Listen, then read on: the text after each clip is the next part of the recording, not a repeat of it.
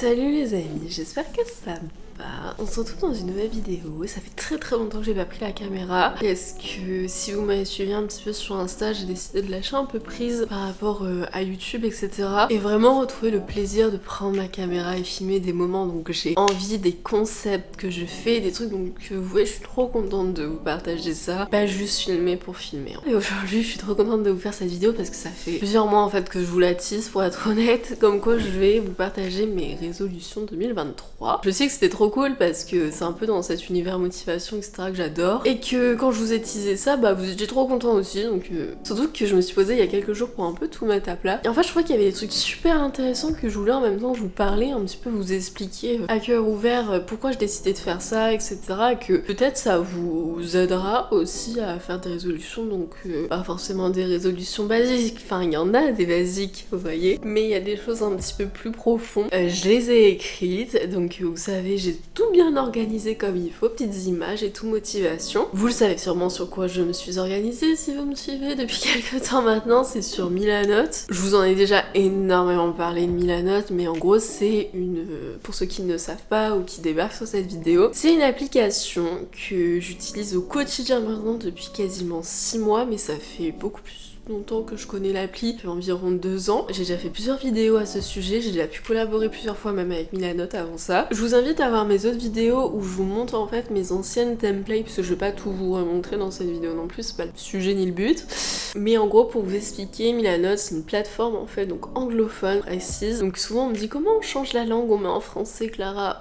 Il n'y a pas de version française parce qu'en fait c'est pas réellement de texte, c'est plus des icônes etc. C'est une assez jeune plateforme et en fait de base c'est pour faire des cartes mentales, donc le concept de Milanote c'est de faire des mind maps en fait, sauf que vous n'êtes pas forcément obligé d'en faire. Moi je sais que je suis pas une grande fan non plus des cartes mentales, du coup je fais sous forme de colonnes comment je m'organise. Je vais vous remontrer un petit peu après parce que j'ai fait des nouvelles templates que j'aimerais vous partager un peu avant. C'est gratuit, je mettrai le lien en barre d'infos si vous voulez tester et faire en même temps que moi vos résolutions, votre board ou juste découvrir l'application. C'est soit un site web, soit une application. Je vous conseille 1000 fois de le faire en fait sur votre ordinateur parce que sur l'application sur smartphone c'est beaucoup moins complet, il y a beaucoup moins d'outils, c'est plus pour visualiser ce qu'on a pu déjà faire sur ordi. Moi j'ai mis la note premium, ça change rien dans le sens où il y a exactement les mêmes fonctionnalités etc, le seul truc qui change c'est l'espace de stockage. Donc, si on veut le faire sur le long terme et tout regrouper sa vie dedans, c'est mieux d'avoir plus d'espace de stockage, vous avez les mêmes fonctionnalités. J'ai mon ordi, oh non j'ai plus internet,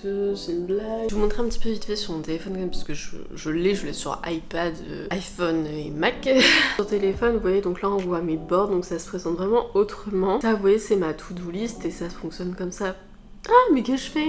On peut pas trop changer, on peut avoir une visu globale, par exemple de mes cours et tout qui sont dessus, mais je vais pas pouvoir de fou modifier. Que sur ordi, je vais vous montrer, mais il y a beaucoup plus, je sais mieux, on voit mieux, et c'est beaucoup plus complet. Donc voilà mes boards Milanote, donc comment je me suis organisée pour lui faire vite faire un débrief. Du coup il y a le perso ici, tout ce qui est école ici, et boulot du coup avec l'influence, les réseaux, etc. Qu'est-ce qu'il y a de nouveau? J'ai fait un planning repas, donc en gros, bon ça c'était pour la semaine dernière, mais j'ai organisé comme du lundi au vendredi pour les cours, pour préparer mes lunchbox. J'avais fait ça quand j'étais partie en vacances avec mon copain. On a été à Porto et en fait il y avait plein de monuments de quartier que je voulais voir, du coup j'ai tout classé par catégorie, donc c'était pas mal. Après j'ai mis toutes nos dépenses, enfin c'était un truc hyper complet, je le garde parce que j'ai plein d'adresses dedans pour vous les partager. Qu'est-ce qu'il y a de nouveau aussi? J'ai fait un board partagé, donc bon pour l'instant il ressemble pas à grand chose notre board parce qu'on l'a pas du tout terminé, mais en gros c'était avec mes copines pour l'école, on doit faire un magazine, on devait faire une mind map justement sur des mots principaux. Donc j'ai juste créé un board et je l'ai partagé avec un lien. Et puis après j'ai rien de trop nouveau quoi. Genre le reste ça a pas bougé, j'ai toujours mes cours avec mes matières du coup qui se sont...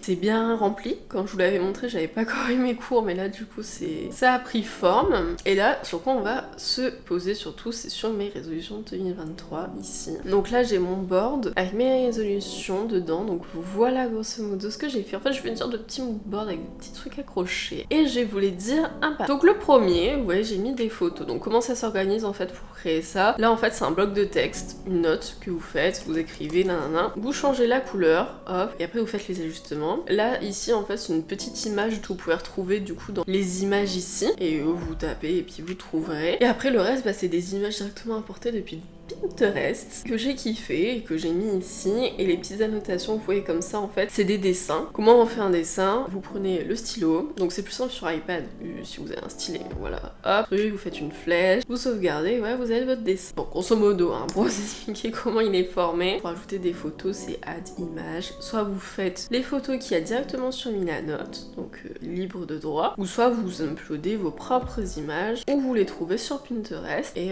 vous cliquez dessus et ça vous met directement l'image. En fait c'est un peu comme un lien. Commençons par la première case ici qui est le côté minimaliste doit prôner alimentation, vêtements, déco, bibelot. J'ai mis une petite photo un peu minimaliste, genre littéralement, c'est ce qu'on trouve sur Pinterest. J'adore ce mood, j'adore cette vibe. Pour vous expliquer très vite fait ce que j'entends par là, en gros l'an dernier, j'ai été tombée sur un documentaire sur Netflix qui s'appelle The Minimalism, je crois, que je vous recommande à 1000% et je vous mettrai le lien en description si vous voulez checker. C'est un documentaire qui m'a ouvert les yeux sur beaucoup de choses, notamment le minimalisme, logiquement. Le fait qu'on avait souvent tendance à trop genre garder, avoir, obtenir, alors qu'on n'en avait pas vraiment la nécessité. Et alors après ce documentaire, j'ai une toute autre vision sur la vie. J'ai fait un tri énorme. J'ai vraiment, que ça soit dans les vêtements, l'alimentation, mes placards, la vaisselle, les bibelots, les trucs qui ne servent à rien, les papiers, bref. J'ai littéralement vidé mon appartement. J'ai essayé de donner au maximum. Il y a des choses que j'ai jetées parce qu'il y a des choses, ça ne servait à rien. Genre c'est des trucs, un bout de papier genre, que tu gardais qui ne servait pas. Et ça m'a vraiment ouvert les yeux et j'étais beaucoup dans cet esprit un petit peu minimaliste, donc entre très gros guillemets, parce que quand on regarde vraiment le documentaire, les minimalistes, c'est vraiment genre très minimaliste, vous voyez. Il y a se tendre vers quelque chose et l'être, et je me tendais vraiment vers ça. J'aimais beaucoup, c'était beau, c'était carrément mieux. Genre juste cette période après, je me sentais tellement légère, je me sentais vraiment avec le minimum qui me suffisait, c'était trop bien. Puis j'ai petit à petit arrêté, je ne sais pas trop pourquoi. Je suis pas non plus une personne aujourd'hui qui a énormément accumulé, je trouve que ça va encore, mais je suis juste une personne en fait genre lambda dans la façon d'avoir et de conserver les choses, on va dire ça comme ça. Mais ça me manque, vraiment ça me manque, et je pense que je vais re-regarder ce documentaire pour me resensibiliser un peu par rapport à ça et pouvoir refaire un gros tri. Là j'ai déménagé donc j'ai déjà fait un gros tri, et je sais que j'ai encore des trucs, que ce soit dans les vêtements, dans mes placards, des papiers, des choses comme ça qui ne me sont pas utiles. Je le sais, même des livres finalement que je pourrais revendre ou partager à des amis que... Bref. Donc voilà, c'est un objectif en fait de 2023. Ensuite, du coup, passons à mon deuxième board. Lâcher prise sur la caméra et filmer seulement quand l'envie me vient. Smiley. Petite photo de Pinterest avec des appareils photo. Très minimaliste vibe aussi, hein, clairement. Mais c'était vraiment pour montrer que même si ma caméra est devant moi en fait, juste posée, je la prends seulement si j'en ai envie, vous voyez, c'est ce que je vous ai expliqué un petit peu au début de la vidéo. J'ai vraiment pas envie de perdre cette passion de filmer et de vous partager des bons plans, etc. J'ai envie de me dire comme là, aujourd'hui, je pose devant ma caméra et genre je suis trop contente de vous partager mes trucs et tout, genre pépouze, genre je suis en petit peignoir dans mon canapé, devant mon ordi en train de vous raconter ma vie littéralement, mais ça me fait plaisir de vous le partager, etc. Prendre plaisir en fait, vraiment c'est ça, c'est prendre plaisir et ne pas me dire putain il faut que j'ai une vidéo qui sorte ce week-end, faut que je trouve, faut que je cherche, il faut que je fasse un truc. Non, si j'en ai pas l'envie, ça va déjà se ressentir, ça va pas être cool pour moi et pour vous, et puis au bout d'un moment sur le long terme tu craques en fait. C'est ce qui s'est passé ces derniers temps. Voilà, j'ai envie de voir différemment, j'ai envie aussi de plus proposer le même contenu, j'ai envie d'avoir un truc un peu moins perso, moins forcément de vlog ou des choses comme ça, plus des thématiques à aborder. Donc c'est ce que j'entendais dans lâcher prise par rapport à la caméra. Pour l'instant j'ai commencé même si on est pour 2023 et ça se passe très bien comme ça. Ensuite, passons à ma troisième résolution. Oui, il y a des petits cœurs là dessinés, très chou. Donc ma résolution c'est reprendre la cuisine et tester de nouvelles recettes de façon hebdomadaire. J'ai mis une trop belle photo, alors c'est un petit déj mais c'est mon rêve, genre c'est trop beau. Genre c'est clean, c'est épuré mais c'est tout choupi, c'est des pancakes en fait, genre des fluffy pancakes, je sais pas. Ça m'inspire. Toutes les photos sont vraiment dans la même vibe, hein. On retrouve un peu de marron, puré, avec du blanc derrière, très clean. Donc qu'est-ce que j'entends par là? C'est que vous le savez, de base je suis quelqu'un qui adore cuisiner. J'ai découvert un passion pour la cuisine il y a quelques années, et en fait c'est vrai que depuis que je vis seule, j'ai eu un peu du mal, genre ce qui est niveau courses, faire les recettes, la vaisselle et tout. Quand on a plus de la vaisselle c'est compliqué. Et j'ai à certains moments lâché prise littéralement sur sur le fait de cuisiner. Et j'ai vraiment du mal, je vous avoue, genre cette année ça a été un peu catastrophique, genre. Mais je sais que j'adore et là j'avais repris, genre. Si vous avez suivi la vidéo qui était sortie il y a quelques temps, à fond dans la cuisine, je préparais des lunchbox et tout, et je m'inspirais de Pinterest. D'ailleurs, si vous me suivez pas sur Pinterest, suivez-moi sur Pinterest, que je suis très active, je poste mes propres photos, donc dans mes propres épingles, et j'en enregistre beaucoup et tout est classé. Donc j'ai un board recipe où je mets toutes les inspirations de recettes que j'aimerais reproduire, etc. Et en gros, avant j'étais tout le temps comme ça, j'aurais une inspi, j'achetais les trucs et je faisais. Maintenant, genre, c'est plus ça, je mange que des nouilles instantanées, et genre, non. Et j'ai vraiment envie. Donc certes de reprendre la cuisine, mais ça à la rigueur c'est pas le plus compliqué, mais de retrouver ce goût un peu d'innover, même si c'est pas forcément moi qui l'innove, mais de tester de nouvelles choses, des recettes un peu innovantes, des trucs qu'on n'a pas forcément l'habitude d'acheter et de cuisiner, et en fait ça va diversifier et moi ça va me redonner encore l'envie et retrouver la passion de prendre le temps de cuisiner, vous savez. Mais là j'aimerais vraiment reprendre avec la rentrée de 2023, faire des bons petits plats inspirés de Pinterest. Je retrouve des photos d'avant quand je cuisinais, je me dis mais putain Clara, genre t'avais du talent à l'époque, hein, vraiment. Ensuite, autre résolution, c'est, comme vous le voyez ici, reprendre le piano. Très simple, très basique, petite emoji. Mais la photo est trop belle, le piano est trop beau. Les pianos blancs, vraiment, je les ai trop sous-estimés et j'ai tellement beau en réalité. C'est un piano droit et juste cette photo, ça me redonne tellement envie. Et en dessous, vous voyez qu'il y a une petite notation, on va dire, qui est dessinée. Never compare yourself to anyone else. Qu'est-ce que j'entends dans reprendre le piano? Bah c'est reprendre le piano très simplement. Si vous le savez peut-être ou non, j'en ai jamais réellement parlé sur YouTube, je vous l'ai jamais réellement montré non plus. Mais il y a quelques années de ça, j'ai environ 5 ans, j'ai fait du piano. Donc en fait, pour vous expliquer très vite fait, ma grand-mère a acheté un piano il y a au moins une vingtaine d'années, un très beau piano droit avec une résonance je trouve incroyable. Et en fait elle l'avait acheté parce que elle aimait beaucoup l'instrument, elle voulait l'apprendre, mais c'est aussi parce que ma tante, du coup, comme il y avait ce piano, elle s'y est mise, elle a pris beaucoup de cours, elle jouait très bien. Bon, aujourd'hui elle a un peu arrêté hein, parce que ça demande du temps et c'est compliqué de jouer un instrument. Elle a toujours eu ce piano et en fait depuis toute petite, des fois ma tante elle m'apprenait des petits trucs, des petites touches quand j'étais plus jeune, mais bon voilà, j'étais assez jeune, j'avais jamais pris de cours, des choses comme ça. Un été, alors je crois que j'étais en 3ème, c'était l'été et puis voilà, je me suis dit j'ai envie de tester un nouveau truc. Et comme j'ai passé beaucoup de temps chez ma grand-mère vu qu'on habitait très proche, je me suis mise au piano que j'ai appris très communément, genre avec les vidéos YouTube, vous savez, que je ne connaissais pas le solfège ou quoi que ce soit. J'ai très vite adoré, j'ai très vite adoré. J'avais un plutôt bon niveau pour quelqu'un qui n'avait jamais pris de cours, des choses comme ça, genre j'étais tellement assidue, c'était bien, vous voyez, franchement. Je prenais tellement de plaisir, je pouvais passer des heures à faire du piano, on voit pas le temps passer quand on joue d'un instrument. Et je me suis vraiment mis du coup l'histoire d'un été, je me suis inscrite à des cours de piano et donc de solfège. Je me suis inscrite du coup moi, ma grand-mère, ma tante et ma mère. Donc ma grand-mère avait déjà un petit peu d'expérience, ma tante aussi, moi du coup très récemment, moi j'en avais un peu, ma mère pas du tout. Et on a eu des cours et du coup mes parents, on a investi dans un piano aussi, un piano droit. Pas aussi beau que celui de ma grand-mère, c'est pas du tout la même résonance, c'est pas du tout le même toucher non plus. Enfin, mais voilà, ça reste quand même un très beau piano. Et voilà, et j'ai pris des cours pendant peut-être, je crois, 2 ans. Sauf que ça m'a fait régresser.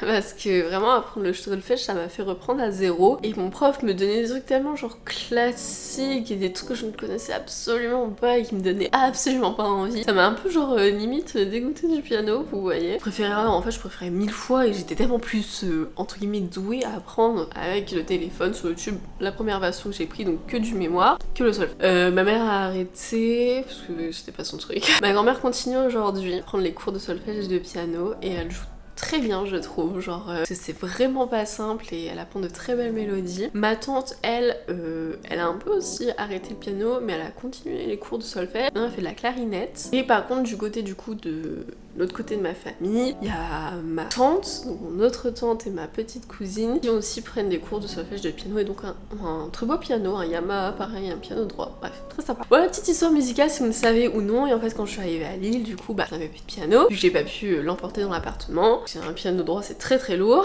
et j'ai donc arrêté vu que je rentrais pas souvent chez mes parents, ainsi que les vidéos et le fait de filmer me prenaient énormément de temps. Et j'ai retrouvé des vidéos et ça manquait tellement, vraiment je vous jure. Et le fait que je sois rentrée un petit peu chez mes parents, chez ma grand-mère, que j'ai pu rejouer un peu, je me suis dit j'ai envie de reprendre le piano, vraiment ça me manque un truc de fou, donc pas de solfège ou quoi, hein. Je me dis ça me ferait tellement du bien. Du coup mon objectif c'est de prendre un piano, donc j'aimerais prendre un piano, un clavier en fait. Sauf que je suis un peu chiante, genre au niveau des touches, j'aimerais un toucher lourd, je préfère un toucher lourd et tout, machin, bref. Sauf qu'un clavier quand on en veut un bon c'est pas donné, on est plus entre du 500 et du 1000 euros. Je suis en train de voir, j'ai vu un Casio pas trop mal à 400 et j'aimerais bien le tester en vrai. Donc je crois que je vais à la Cultura le tester, je ne sais pas. Une longue histoire sur le piano, mais voilà, je voulais vous le dire parce que je vous en avais jamais parlé, donc peut-être au cours de cette année, j'aurai investi du coup dans mon clavier et je vous partagerai peut-être en story ou quoi mes petites mélodies que j'apprends. Ça peut être très très cool. Je sais qu'il y a beaucoup de gens qui font du piano, hein. Bref, retournons dans mes résolutions.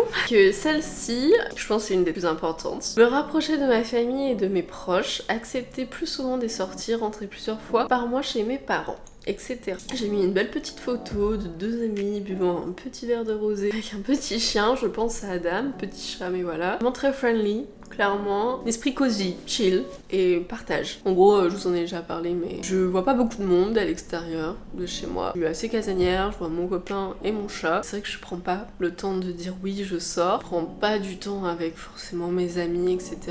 Et je l'ai beaucoup ressenti ces derniers temps. Et du coup, j'ai essayé de ressortir un peu plus. J'ai déjà commencé, on va dire. Et ça fait du bien. Ça fait vraiment du bien. Donc, point important, ne négligez absolument pas le fait d'avoir une vie sociale. Hyper important. Ne vous forcez pas non plus à dire oui, mais ne sortez un peu de votre zone de confort. Je vous le dis parce que vraiment c'est quelque chose qui m'a fort impacté ces derniers temps, ces dernières années. Et là je suis contente de renouveau créer, rencontrer des gens, créer des amitiés, vous savez, des connaissances, ça fait du bien. Et bah surtout pour ma famille parce que bah c'est vrai que depuis que j'ai déménagé toute seule, bah je rentre moins. D'autant plus quand j'ai Adam, vous voyez. Cette année, je devais rentrer peut-être une fois tous les 2 mois. Donc, puis une fois tous les 2 mois, je reste genre 2 jours, vous voyez, un week-end. Donc moi, c'est pas assez en fait. Pour moi, mais ma famille quand même me manque. J'associe tellement mon ancien chez moi à du passé et des mauvais moments à cause du Covid et du lycée, etc. Y aller, pour moi, c'est comme un retour en arrière, vous savez. Puis c'est une petite ville, y a pas grand-chose, ça va pas comparer à Lille, pour être honnête. Mais justement, ça fait du bien aussi de sortir, de revenir aux sources, j'ai envie de dire, et surtout pour voir ma famille. En point pourquoi je rentre, c'est vraiment pour voir mes parents et ma famille. Donc j'aimerais faire ça plus souvent parce que pareil, je l'ai trop négligé cette année, je l'ai ressenti. Donc je trouvais ça important de vous le dire. Ensuite, il nous reste 2 résolutions. Celle-ci qui est donc bouger. Bon ça c'est un peu le basique. Alors là j'ai mis une petite image, c'est assez significative, je vais vous expliquer pourquoi. En gros, si vous voulez, cette image ça représente la Turquie et bouger ça signifie avec ça. Donc, vous aurez compris, bouger en Turquie, voir les montgolfières, machin. Pour vous expliquer pourquoi, j'ai du coup cette envie de bouger, de voyager, de découvrir beaucoup d'endroits, etc. Même si c'est pas très loin, même si c'est pas beaucoup de temps, même si c'est solo ou avec ma famille ou avec mon copain, des amis, n'importe. Mais j'ai envie de vraiment m'enrichir au niveau culturel et visiter des pays qui sortent aussi un peu de la zone de confort. Et en gros, pourquoi du coup la Turquie? C'est parce que avec Marie MT, vous savez, qui est sur YouTube aussi, on est relativement proches. D'ailleurs, elle est venue à la maison hier soir. Et en fait, on voulait trop se faire un voyage ensemble et c'est prévu depuis maintenant au moins 6-7 mois. Trouver le moment déjà, faut avoir aussi les ressources budgétaires, aussi savoir une destination qui nous correspond à deux. Et en fait elle m'a dit que elle aimerait trop aller en Turquie. Alors j'ai regardé comme ça, j'ai dit Turquie, moi pour moi je ne vois pas ce qu'il y avait en Turquie, vous voyez. Elle m'a dit c'est les montgolfières. J'ai dit quoi c'est montgolfières? Du coup je me suis un peu renseignée, c'est vrai que c'est très commun là-bas. Oui, alors ça dépend des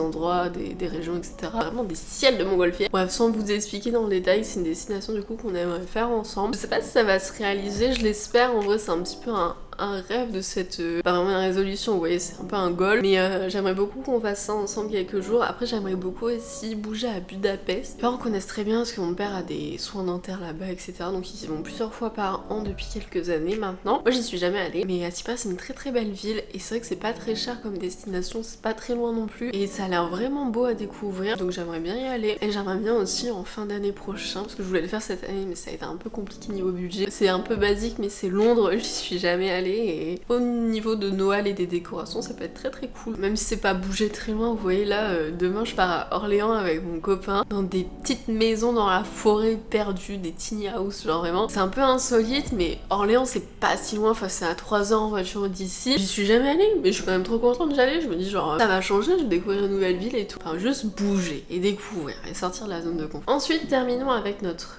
dernière résolution qui est ici, donc pas illustrée par une image. Pas d'image à mettre dedans. Mais c'est apprendre à dire non, point d'exclamation, hein, un petit dessin de point d'exclamation. Et c'est pour ça que je termine par ça là, parce que pour moi c'est assez important, significatif. Et vous allez vous dire en fait que peut-être vous comprenez pas trop cette résolution. Je vais vous expliquer pourquoi c'est important de savoir dire non et apprendre à dire non. Moi je suis une personne, je dis pas que je dis tout le temps oui. Par exemple ma mère, c'est quelqu'un de tellement généreux qu'elle dira tout le temps oui. Des fois ça va lui jouer des tours, et ça lui a déjà joué des tours. C'est vrai que je tiens un peu d'elle et j'aime pas refuser des choses, des missions, notamment au niveau du travail. J'ai vraiment du mal à dire non. Pour moi, hein, je dis pas non pour la personne, et j'ai une ancienne prof hier, je lui en ai parlé, elle m'a dit un truc qui est tellement véridique. Vous savez, quand on doit dire non, c'est parce que c'est pour nous en fait, c'est pour nous parce que des fois on est fatigué, du coup on n'a pas le temps. Et en fait dire non, c'est surtout pour soi parce que on n'a pas le courage mental de le faire, on n'a pas non plus l'énergie mentale et on n'a pas forcément non plus le temps, vous savez, de le faire à des moments précis. On a toujours du mal à dire non parce que on a l'impression, et souvent ça se passe comme ça, que quand on dit non à quelque chose, la personne en face va le prendre pour elle et va se prendre genre un non dans la tête, tu vois. Hyper blessant, vexant, etc.